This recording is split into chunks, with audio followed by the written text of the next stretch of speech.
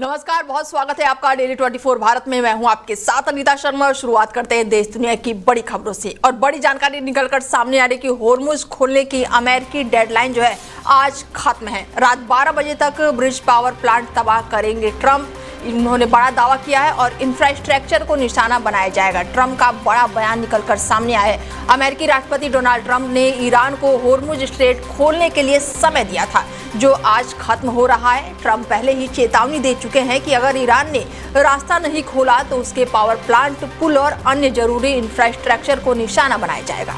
उन्होंने सोमवार रात को मीडिया से बात करते हुए कहा है कि हमारे पास एक प्लान है।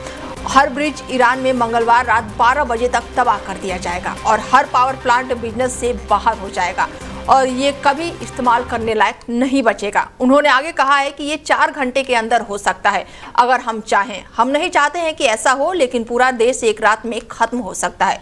ट्रंप ने आगे कहा है कि ईरान को ऐसा फैसला लेना ही होगा। अगर ईरान अमेरिका की शर्त मान ले तो युद्ध जल्द ही खत्म हो सकता है। ट्रंप ने इसके लिए रात को ईरान 8 बजे तक का समय दिया है और इसके साथ ही भारतीय समय के अनुसार ये बुधवार सुबह 5:30 बजे तक है। ऐसे में ये बड़ा बयान जो है निकलकर सामने आया है। इंफ्रास्ट्रक्चर को निशाना बनाने की बात कही है। होर्मुज खोलने की अमेरिका का जो डेडलाइन है वो आज रात 12 बजे खत्म हो जाएगा। अमेरिका के समय अनुसार रात 12 बजे और भारत के समय अनुसार 5:30 बजे सुबह का समय है। ऐसे में होर्मुज खोलने की अमेरिकी की जो डेडलाइन है वो रात 12 बजे खत्म हो जाएगी। और हमारे साथ इस खबर पर ज़्यादा चर्चा के लिए जुड़ चुके हैं संदीप जी हैं। उनसे जानते हैं कि किस तरीके से देख रहे हैं, क्योंकि रात 12 बजे तक ब्रिज पावर प्लांटों को तबाह करने का अमेरिका यानी कि ट्रंप ने धमकी दिया है। सर, लगातार धमकियां निकलकर सामने आ रही है। संदीप जी, मेरी आवाज आ रही है आपको?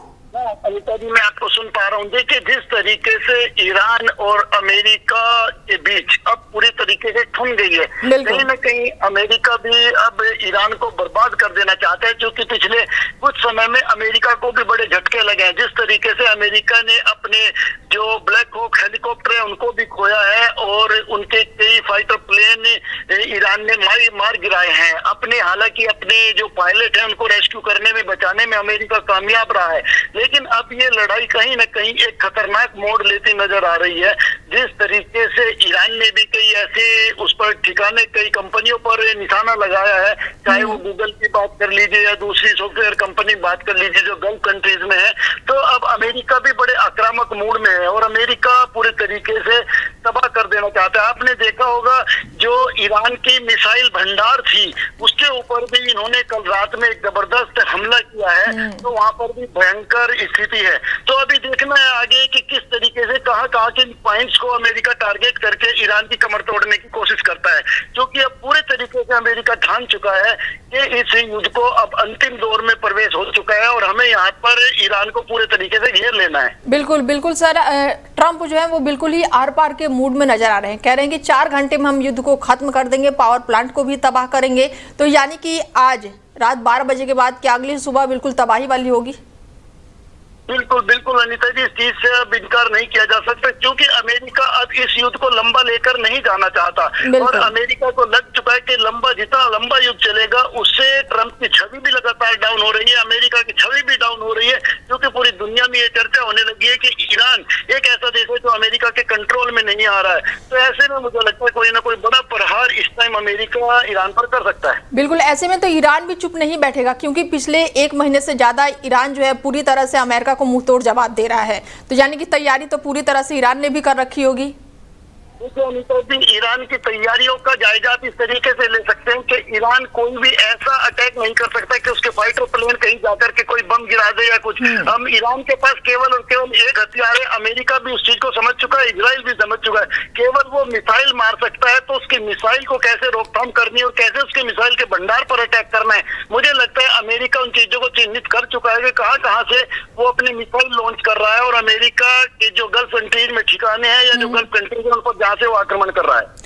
लेकिन सर, जैसे कि ट्रंप ने बोला है कि शर्त अगर मान लेते हैं तो ये युद्ध खत्म हो जाएगा, इतनी तबाही भी नहीं होगी। तो क्या ईरान जो है वो शर्तें मान लेगा अमेरिका की? देखिए, ये चीजें डिपेंड करती हैं कि अभी स्थिति क्या है। क्या अभी ईरान की स्थिति लड़ाई रखने की, जारी रखने की है, अगर युद्ध जारी रखने की स्थिति है तो अभी वो युद्ध जारी रखेगा। लेकिन कैसे ईरान के लोगों को ये लगेगा, क्योंकि उनके जो सुप्रीम कमांडर है, जो सेना अध्यक्ष है, जो वो खामनेई साहब है, तमाम ऊपर की जो टॉप लीडरशिप होती है, जो चीजों को हैंडल करती है, वो पहले ही खत्म हो चुकी है, वो इस युद्ध में मारी जा चुकी है। तो आगे के लोग कभी भी घुटने टेक सकते हैं, लेकिन हाँ, जब तक ईरान में दम है, जब तक उसके पास मिसाइल और ड्रोन है, तब तक वो कहीं ना कहीं गल्फ कंट्रीज में अमेरिका के ऊपर हमला करता रहेगा। ठीक है सर, तमाम चर्चा के लिए बहुत शुक्रिया आपका। धन्यवाद।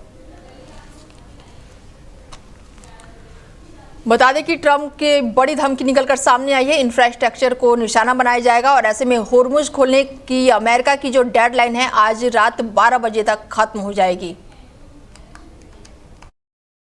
और बड़ी जानकारी की डोनाल्ड ट्रंप ने दी धमकी, ईरान को एक रात में खत्म कर सकता है और एक पायलट को बचाने में 100 जान दांव पर लगाई। बड़ी जानकारी आपको दे दें कि अमेरिकी राष्ट्रपति डोनाल्ड ट्रंप ने बड़ी धमकी दे दी है। उन्होंने कहा है कि ईरान को एक रात में खत्म कर सकते हैं और एक पायलट को बचाने में 100 जान दांव पर लगाई। अमेरिकी राष्ट्रपति डोनाल्ड ट्रंप ने ईरान जंग पर प्रेस कॉन्फ्रेंस की है। उन्होंने कहा है कि ईरान के खिलाफ अमेरिका की जंग अच्छी चल रही है। अमेरिका चाहे तो पूरे ईरान को एक रात में खत्म कर सकता है, जरूरत पड़ी तो वो कल रात को ही ये इसे खत्म कर सकते हैं। ट्रंप ने ईरान में फंसे अमेरिकी पायलट को बचाने वाले ऑपरेशन को ऐतिहासिक बताया।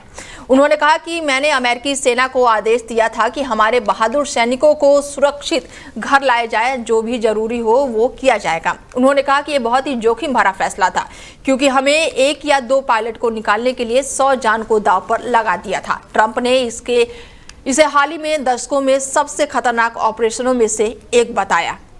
खबरों में आगे बढ़ते हैं और बड़ी जानकारी आपको दे दें कि कुवैत एयरबेस पर ईरान का बड़ा हमला और ट्रंप की धमकी के बीच ईरान का हमला, 15 अमेरिकी घायल। बड़ी जानकारी निकलकर सामने आ रही कि कुवैत एयरबेस पर ईरान का हमला हुआ है। ट्रंप की धमकी के बीच ईरान का ये बड़ा हमला देखने को मिल रहा है और 15 अमेरिकी जो हैं वो घायल बताए जा रहे हैं। कुवैत के अली अल सलेम एयरबेस पर रात में ईरान ने ड्रोन से हमला कर दिया है और इस अटैक में 15 अमेरिकियों के घायल होने की खबर निकलकर सामने आई है और इस बात की जानकारी अल जजीरा ने दी है। 2 अमेरिकी अधिकारियों के हवाले से बताया गया है कि घायल हुए लोगों में से ज्यादातर लोग अपनी ड्यूटी पर वापस लौट रहे थे और ये जानकारी तब सामने आई है जब यूएस सेंट्रल कमांडर ने बताया है कि ईरान में चल रहे ऑपरेशन में 373 अमेरिकी सैनिक घायल हुए हैं। ईरानी सेना का कहना है कि ट्रंप के भ्रमपूर्ण धमकियां अमेरिका को बेइज्जती और अपमान की भरपाई नहीं कर पाएगी। ईरान के शीर्ष संयुक्त सेना कमान के प्रवक्ता ने ट्रंप की धमकियों को भ्रमपूर्ण बताया है। सरकारी मीडिया द्वारा जारी एक बयान में कहा गया है कि ये धमकियां इस क्षेत्र में अमेरिका को झेलनी पड़े बेइज्जती और अपमान की भरपाई नहीं कर पाएगी। और अब खबरों में आगे बढ़ते हैं। भारत की राजनीति से जुड़ी हुई बड़ी जानकारी निकलकर सामने आ रही है कि आज थम जाएंगे चुनाव प्रचार। असम, केरल और पुडुचेरी में थम जाएंगे प्रचार और ऐसे में दिग्गजों ने झोंकी है पूरी ताकत। बड़ी जानकारी निकलकर सामने आ रही कि आने वाले समय में विधानसभा चुनाव होने वाले हैं, ऐसे में आज थम जाएंगे चुनाव प्रचार। असम, केरल और पुडुचेरी में थम जाएंगे प्रचार, दिग्गजों ने झोंकी पूरी ताकत। असम, केरल और पुडुचेरी में आज होने वाले विधानसभा चुनाव के लिए प्रचार अभियान आज शाम तक खत्म हो जाएंगे। असम की 126 सीटें, केरल की 140 सीटों और पुडुचेरी की 30 सीटों के लिए वोटिंग गुरुवार को एक ही चरण में होगी। केरल में 1.32 करोड़ पुरुष और 1.29 करोड़ महिलाओं और 273 तृतीय लिंग सहित कुल 2.71 करोड़ मतदाता और साथ ही 2.42 लाख से अधिक प्रवासी मतदाता इसमें इस्तेमाल करेंगे और ये चुनाव जो है 140 सीटों के लिए मैदान में उतरे 890 उम्मीदवारों के भाग्य का फैसला करेगा। प्रधानमंत्री नरेंद्र मोदी ने राज्य में एनडीए के उम्मीदवारों के समर्थन में कई रैलियां और रोड शो भी किया है। राज्य की राजनीति में लंबे समय से कांग्रेस नीति, संयुक्त लोकतांत्रिक मोर्चा और माकपा नीति एलडीएफ का दबदबा रहा है और इस महत्वपूर्ण चुनाव के लिए उल्टी गिनती शुरू होने के बीच गृह मंत्री अमित शाह समेत बीजेपी के शीर्ष राष्ट्रीय नेताओं और कांग्रेस नेताओं राहुल गांधी और प्रियंका गांधी ने सोमवार को राज्य में प्रचार किया। सत्तारूढ़ एलडीएफ के प्रचार अभियान के नेतृत्व माकपा के वरिष्ठ नेता और मुख्यमंत्री पिनराई विजयन ने किया है। ऐसे में दिग्गजों ने पूरी ताकत झोंक दी है और आज थम जाएंगे चुनाव प्रचार। इसको देखते हुए असम, केरल और पुडुचेरी में पूरे नेताओं ने अपनी ताकत झोंक दी है, दिग्गजों ने पूरी ताकत झोंक दी है। और इस दौरान प्रधानमंत्री नरेंद्र मोदी ने भी कई रोड शो किए, राहुल गांधी ने कई रोड शो किए, कई रैलियां की है, जिसके बाद से अब सभी की निगाहें चुनाव पर टिकी हुई हैं। लोकसभा में स्पीकर ओम बिरला और राज्यसभा के सभापति सीपी राधाकृष्णन ने मुख्य चुनाव आयुक्त ज्ञानेश कुमार को पद से हटाने का महाभियोग प्रस्ताव जो है वो खारिज कर दिया है। और इस प्रस्ताव में 12 मार्च को सांसदों ने साइन किया था। कानूनी और संवैधानिक पहलुओं पर विचार के बाद से स्पीकर बिरला और राधाकृष्णन ने इसे न्यायाधीश अधिनियम 1968 की धारा में 3 के तहत मंजूरी नहीं दी। और इस फैसले के साथ ही मुख्य चुनाव आयुक्त को हटाने की प्रक्रिया आगे नहीं बढ़ सकी जब तक ये नए सिरे से संविधान प्रावधानों के अनुसार पहल नहीं की जाए। ये नोटिस इंडिया गठबंधन के सभी दलों के सांसदों ने मिलकर साइन किया था और ये पहली बार है जब मुख्य चुनाव आयुक्त को हटाने के लिए ऐसे नोटिस दिए गए हैं। राज्यसभा में इसके लिए कम से कम 50 सांसदों के हस्ताक्षर जरूरी होते हैं। वहीं लोकसभा में सीईसी को हटाने के प्रस्ताव के लिए कम से कम 100 सांसदों के हस्ताक्षर जरूरी होते हैं।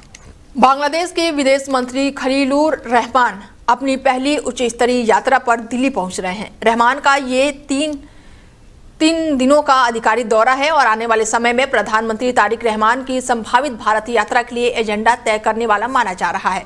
जानकारी के मुताबिक रहमान विदेश मंत्री एस जयशंकर के अलावा भारतीय राष्ट्रीय सुरक्षा सलाहकार अजीत डोभाल से भी मुलाकात करेंगे। इसके अलावा वो वाणिज्य मंत्री पीयूष गोयल और पेट्रोलियम मंत्री हरदीप सिंह पुरी से भी मुलाकात कर सकते हैं। ये यात्रा भारत और बांग्लादेश के बीच रुकी हुई बातचीत को फिर से शुरू करने और विश्वास बहाल करने के लिए एक रीसेट के रूप में देखी जा रही है। दिल्ली विधानसभा कैंपस में सुरक्षा उल्लंघन करने वाले आरोपी सरबजीत सिंह को लेकर कई बड़े खुलासे हुए हैं। शुरुआती जांच में सामने आया कि 1 अप्रैल को उत्तर प्रदेश के पीलीभीत में अपने घर से निकले थे। करीब 5 दिनों तक उसका कोई भी पता नहीं था और इस दौरान उनके परिवार से एक बार संपर्क किया, लेकिन अपने लोकेशन के बारे में कुछ नहीं बताया। खबरों की माने तो वो 2 अप्रैल को बरेली गया और फिर 6 अप्रैल को दिल्ली पहुंचा था। दोपहर करीब 2:10 पर एक एसयूवी लेकर विधानसभा के गेट नंबर 2 की बैरिकेडिंग तोड़कर अंदर घुसा था और उसने पोरसा में खड़ी स्पीकर विजेंद्र गुप्ता की गाड़ी पर गुलदस्ता और माला रखकर फरार हो गया। जांच में सामने आया कि आरोपी 2020 और 21 में किसान आंदोलन का समर्थन रहा है और उसने सोशल मीडिया पर कई पोस्ट भी किए थे, लेकिन बाद में कई पोस्ट हटा दिए गए हैं। पुलिस ने बताया कि आरोपी तेज रफ्तार से कार लेकर जबरन घुसा और सुरक्षा कर्मियों को कुचलने की कोशिश की। आरोपी जिस गाड़ी में था उसे इसी साल फरवरी में खरीदी थी। पुलिस उन वीडियो की भी जांच कर रही है जिसमें वो 150 किलोमीटर प्रति घंटे की ज्यादा रफ्तार की कार चलती हुई दिखाई दी है। एयर इंडिया के मुख्य कार्यकारी अधिकारी जो हैं कैपेबल ने इस्तीफा दे दिया है, लेकिन जब तक उनके कोई भी उत्तराधिकारी नहीं मिल जाता तब तक वो कंपनी के साथ बने रहेंगे। और इस मामले में परिचित लोगों ने मामले की जानकारी दी है। ये घटना ऐसे समय में सामने आई है जब एयरलाइंस की परिचालन संबंधित बाधाएं लगातार बढ़ती ही जा रही है और इस साल संभावित रिकॉर्ड घाटे का सामना कर रहा है। पिछले हफ्ते हुई बोर्ड की बैठक में विल्सन का इस्तीफा मंजूर कर लिया गया था। कैपेबल के 5 साल का कार्यकाल अगले साल सितंबर में खत्म होने वाला था। फिलहाल एयर इंडिया ने इस मामले में टिप्पणी करने से इनकार कर दिया है। विल्सन के अपने कॉन्ट्रैक्ट खत्म होने के बाद से आगे काम न करने की इच्छा जाहिर की है और इसके बाद से जनवरी में ही उनके उत्तराधिकारी की तलाश शुरू कर दी गई है। उन्होंने सितंबर 2022 में एयर इंडिया ज्वाइन की थी। दिल्ली एनसीआर में रहने वाले अगर आप ऑफिस जाने की तैयारी कर रहे हैं तो ये खबर आपके लिए है। सुबह सुबह कई इलाकों में तेज और हल्की बारिश शुरू हो गई है और इस वजह से कई जगहों पर जलभराव की समस्या भी हो रही है, जिससे सड़कों पर लंबा जाम लगना पूरी तरह से संभावित है। इसलिए घर से ऑफिस जाते समय थोड़ा समय लेकर निकलें, वरना आपको ऑफिस पहुंचने में देर हो सकती है। दिल्ली, नोएडा, गुरुग्राम, गाजियाबाद और फरीदाबाद में सुबह से ही बादल छाए रहे हैं और 7 बजे के आसपास बारिश शुरू हो गई। कुछ जगहों पर गरज चमक के साथ बूंदाबांदी हुई तो कुछ जगहों पर तेज हुई है, जिससे मौसम अचानक से ही सुहाना हो गया है। ऑफिस जाने वाले लोग, स्कूल कॉलेज के छात्र और छात्राओं के घर से निकलते वक्त काफी सावधानी बरतनी होगी। बारिश की वजह से कुछ जगहों पर जाम लगने की पूरी आशंका है। इस वजह से संभावना है कि मेट्रो से सफर करना थोड़ा बेहतर रहेगा। साथ ही घर से निकल रहे हो तो छाता और रेनकोट साथ में जरूर रखें, क्योंकि दिन भर मौसम इसी तरह रहने वाला है। कोलकाता नाइट राइडर्स और पंजाब किंग्स का मैच लगातार बारिश के कारण रद्द कर दिया गया है। इसके साथ ही बारिश होने से पहले केकेआर की टीम जो है 3.4 ओवर के खेल में 2 विकेट के नुकसान पर 25 रन बना चुकी थी। उसके बाद से खेल शुरू नहीं हो पाया और रात करीब 10:30 बजे मुकाबले को रद्द कर दिया गया।